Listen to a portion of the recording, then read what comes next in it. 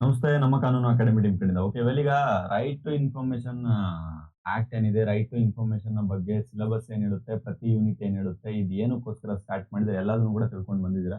ನಾವು ಮುಂದಿನ ಕಾನ್ಸೆಪ್ಟಿಗೆ ಎಂಟ್ರಿ ಕೊಡೋಣ. ಯೂನಿಟ್ 1 ಗೆ ಎಂಟ್ರಿ ಕೊಡೋಣ. ಡೈರೆಕ್ಟ್ ಆಗಿ ಸಿಲೆಬಸ್ಗೆ ಎಂಟ್ರಿ ಕೊಡೋಣ. ನೋಡಿ, ನಿಮ್ಮ ಸಿಲೆಬಸ್ ಕಾಪಿಯಲ್ಲಿ ಆಲ್ರೆಡಿ ನಾ ಎಕ್ಸ್ಪ್ಲೈನ್ ಮಾಡಿರುವಂತ ಸಿಲೆಬಸ್ ಕಾಪಿನೇ. ಇವತ್ತು ಬರೀ ಸಿಲೆಬಸ್ ಕಾಪಿ ಅಂತಲ್ಲ, ಸಿಲೆಬಸ್ ಕಾಪಿ ಪ್ರಕಾರ ಒಂದೊಂದೇ ಕಾನ್ಸೆಪ್ಟ್ ಸ್ಟಾರ್ಟ್ ಮಾಡ್ತಾ ಹೋಗ್ಬೋಣ. ಆಯ್ತಾ? ಈಗ historical development of freedom information in Sweden, USA, UK ಅಂತಂದ್ರೆ ಸ್ವೀಡನ್ ಅಲ್ಲಿ, ಅಮೆರಿಕದಲ್ಲಿ, ಲಂಡನ್ ಅಲ್ಲಿ. London it's mean that England ಅಲ್ಲಿ, UK ಯುನೈಟೆಡ್ ಕಿಂಗ್ಡಮ್ ಅಂತ ಕರಿತೀವಿ, ಇಂಗ್ಲೆಂಡ್ ಅಂತಾನೂ ಕೂಡ ಕರಿತೀವಿ.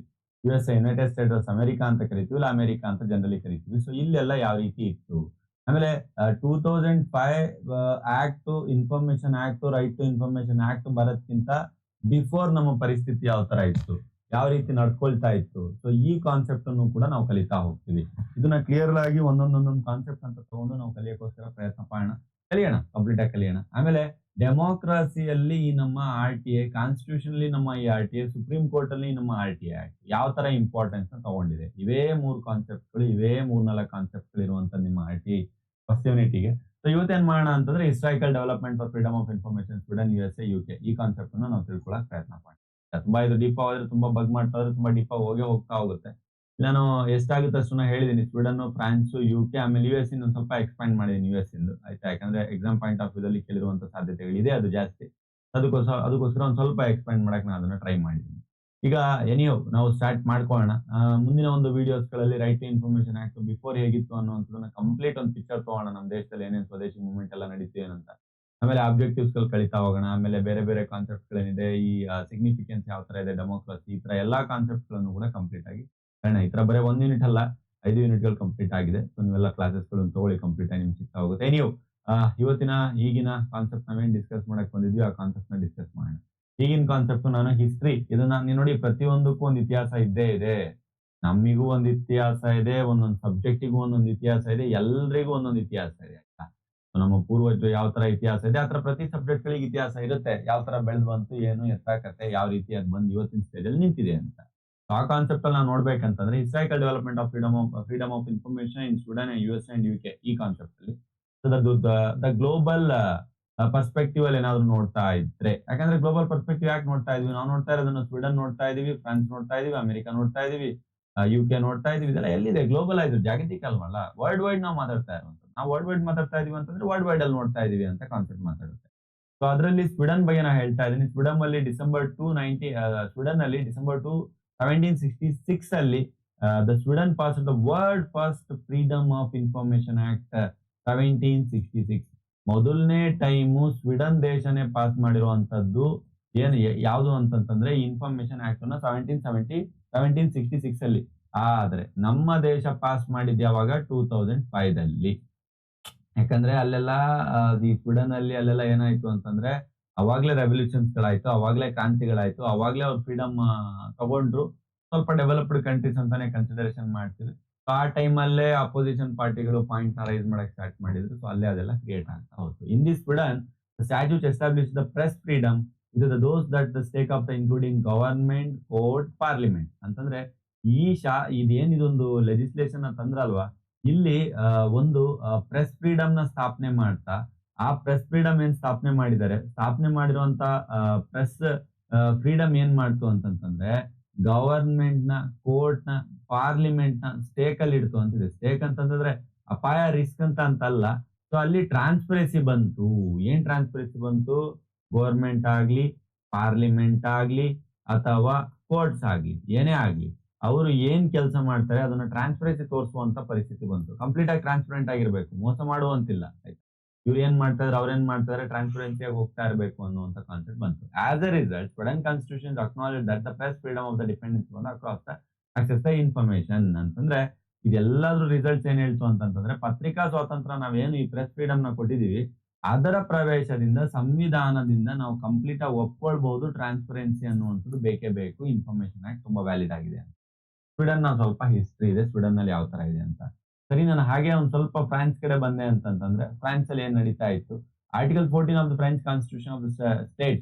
ನೀವು ಕಾನ್ಸ್ಟಿಟ್ಯೂಷನ್ ಅಲ್ಲೇ ಹೇಳ್ಬಿಟ್ಟಿದಾರಂತೆ ಆರ್ಟಿಕಲ್ 14 ಫ್ರೆಂಚ್ ಅಲ್ಲಿ. ಆಯ್ತಾ? ಫ್ರೆಂಚ್ ಅಲ್ಲಿ ಆರ್ಟಿಕಲ್ 14 ಅಲ್ಲಿ ಹೇಳ್ಬಿಟ್ಟಿದಾರಂತೆ, All the people have the right to determine by themselves or viva they in the representatives the necessity of the public tax, voluntary consent to it, monitor to use it, set up the promotion, basis, collection, duration.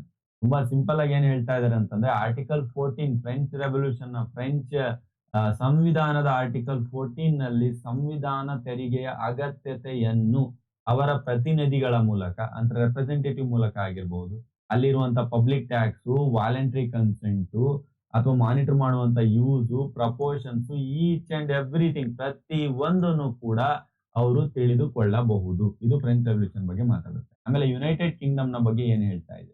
United Kingdom ನ ಬಗ್ಗೆ concept ಏನಾದ್ರು ಹೇಳ್ಬೇಕು ಅಂತಂದ್ರೆ, in olden days ಅಲ್ಲಿ democracy as the fundamental precept of England, but the secrecy rather than the openness is emphasised ಅಂತ ಹೇಳ್ತಾ ಇದ್ದಾರೆ. ಅಂತಂದ್ರೆ ಈ ಓಪನ್ ಆಗಿ ಡೆಮೋಕ್ರಸಿ ಆಗಿ ಫಂಡಮೆಂಟಲ್ ಒಂದು ಮೂಲಭೂತ ನಿಯಮದ ತರ ಪ್ರೆಸಿಪ್ಟ್ ಅಂತ ಏನ್ ಕರಿತೀವಿ, ಮೂಲಭೂತ ನಿಯಮದ ತರ ಇದು ರೂಪುಗೊಂಡಿದ್ರು ಕೂಡ ಅದರಲ್ಲೂ ಕೂಡ ಈ ಒಂದು ಸೀಕ್ರೆಸಿ ಯಾವುದು, ಓಪನ್ನೆಸ್ ಯಾವುದು, ಗೌಪ್ಯತೆ ನೀಡಲಾಗ್ತದೆ, ಮುಕ್ತತೆ, ಅದೆಲ್ಲದೂ ಕೂಡ ಕಾನ್ಸೆಪ್ಟ್ ಯುನೈಟೆಡ್ ಕಿಂಗ್ಡಮ್ ನಲ್ಲಿ ಮಿಕ್ಸ್ ಆಗಿ ಬರ್ತಾ ಇದೆ.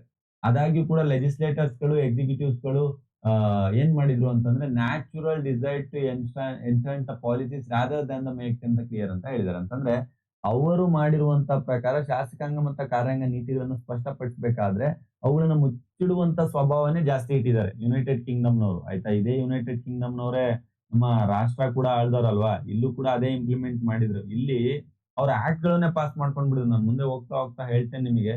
ಸೀಕ್ರೆಸಿ ಆಕ್ಟ್ ಅಂತೆ, ನೆಕ್ಸ್ಟ್ ವಿಡಿಯೋದಲ್ಲೆಲ್ಲ ನಾನು ಹೇಳ್ತೇನೆ. ಸೀಕ್ರೆಸಿ ಆಕ್ಟ್ ಅಂಡ್ರಲ್ಲಿ ಏನಾದ್ರು ಅವ್ರು ಹಾಕ್ಬಿಟ್ರು ಅಂತಂದ್ರೆ ನಮ್ ದೇಶದಲ್ಲಿ ಏನು ಕೇಳಂಗಿಲ್ಲ ಅಂತೆ. ಈ ತರ ಎಲ್ಲ ಕಾಂಪ್ಲಿಕೇಶನ್ಸ್ ಗಳನ್ನ ಮಾಡ್ಕೊಂಡಿದ್ರು ಯುನೈಟೆಡ್ ಕಿಂಗ್ಡಮ್ ಮಾಡಿ ನಮ್ಮನ್ನ ಕಾಂಪ್ಲಿಕೇಶನ್ ಹಾಕಿದ್ರು. ಅವ್ರು ಎಲ್ಲಿ ಬಜೆಟ್ ತೆಗೆದ್ರು, ಎಲ್ಲಿ ಬಜೆಟ್ ಹೋಯ್ತು, ಇಂಗ್ಲೆಂಡಿಗೆ ಹೋಯ್ತಾ, ಇಂಡಿಯಾಗ ಹೋಯ್ತಾ, ಏನೂ ಇಲ್ಲ.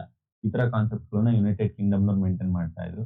ಸರಿ, ಈಗ ಅಮೆರಿಕದ ಕತೆ ಏನು ಅಂತ ನೋಡೋಣ. ಅಮೆರಿಕದಲ್ಲಿ ಒಂದು ಡಿಪಾರ್ಟ್ಮೆಂಟ್ ಇದೆ, FOI ಅಂತೇಳಿ. ಆಯ್ತಾ, FOI freedom of information loss is marked by the shift towards increasing the government transparency in the mid 20th century with the most important legislation being the Freedom of Information Act. ನೋಡಿ, ನಾ ಹೇಳಿದ್ನಲ್ಲ freedom of information act. So ಈ freedom of information act ಅನ್ನುವಂಥದ್ದು 20th mid ಸೆಂಚುರಿಯಲ್ಲಿ ತುಂಬಾ develop ಆಗಿ ತುಂಬಾ ಚೆನ್ನಾಗಿ ಅಭಿವೃದ್ಧಿ ಹೊಂತು. ಇದನ್ನೇ ನಾವು ಒಂದ್ ಸ್ವಲ್ಪ ಸೀಕ್ವೆನ್ಸ್ ಆಗಿ ಏನಾದ್ರು ಒಂದ್ ಸ್ವಲ್ಪ ಕಟ್ವೈಸ್ ಮಾಡ್ತಾ ನಾವು ನೋಡ್ತಾ ಬಂದ್ರೆ ಏನೇನ್ ಡೆವಲಪ್ಮೆಂಟ್ ಆಯ್ತು ಅಂತ ನೋಡೋಣ. ಮೊದಲನೇದು 1966 ಅಲ್ಲಿ ಫ್ರೀಡಮ್ ಆಫ್ ಇನ್ಫಾರ್ಮೇಶನ್ ಆಕ್ಟ್ ಅನ್ನುವಂಥದ್ದನ್ನ ಪಾಸ್ ಮಾಡ್ತಾರಂತೆ.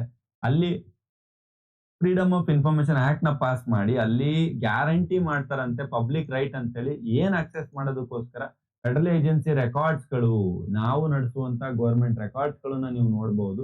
ಅದಕ್ಕೊಂದ್ ಸ್ವಲ್ಪ ಎಕ್ಸಾಮ್ಷನ್ಸ್ ಕೊಟ್ಟಿದ್ದಾರೆ. ಇವನ್ ನಮ್ಮ ರೈಟ್ ಟು ಇನ್ಫಾರ್ಮೇಶನ್ ಆಕ್ಟ್ 2005 ದಲ್ಲೂ ಕೂಡ ಎಕ್ಸಾಮ್ಷನ್ಸ್ ಇದೆ.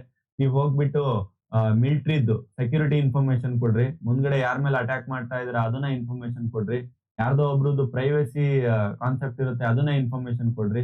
ಈ ತರ ಎಲ್ಲ ಕಾನ್ಸೆಪ್ಟ್ ನಮ್ಮ ಇಂಡಿಯಾದಲ್ಲೂ ಕೂಡ ಕೊಡಲ್ಲ.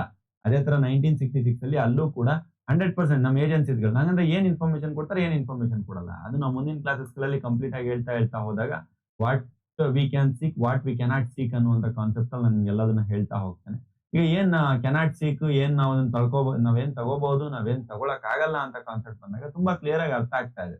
ನಿಮ್ಗೂ ಅರ್ಥ ಆಗುತ್ತೆ, ನನ್ಗೂ ಅರ್ಥ ಆಗುತ್ತೆ. ಏನ್ ಕಾನ್ಸೆಪ್ಟ್ ಅರ್ಥ ಆಗುತ್ತೆ ನೋಡಿ ಸರ್. ಮಿಲಿಟರಿ ಇನ್ಫಾರ್ಮೇಶನ್, ಸವರ್ನಿಟಿಗೆ, ಸೆಕ್ಯೂರಿಟಿಗೆ, ನಮ್ಮ ದೇಶದ ಶಾಂತಿಗೆ, ಅದಕ್ಕೇನಾದ್ರೂ ಡಿಸ್ಟರ್ಬ್ ಆಗುವಂತ ನೀವು ಇನ್ಫಾರ್ಮೇಶನ್ ಕೇಳ್ತಾ ಇದ್ರೆ ಅಂದ್ರೆ ಕೊಡಲ್ಲ ಗೌರ್ಮೆಂಟ್ ಅವರು. ಆಯ್ತು, ನಾವು ಕೊಡಕ್ ಆಗಲ್ಲ ಅಂದ್ರೆ 2005 ದಲ್ಲೇ ಎಕ್ಸಾಮ್ಷನ್ಸ್ ಕೊಟ್ಟಿರೋರು.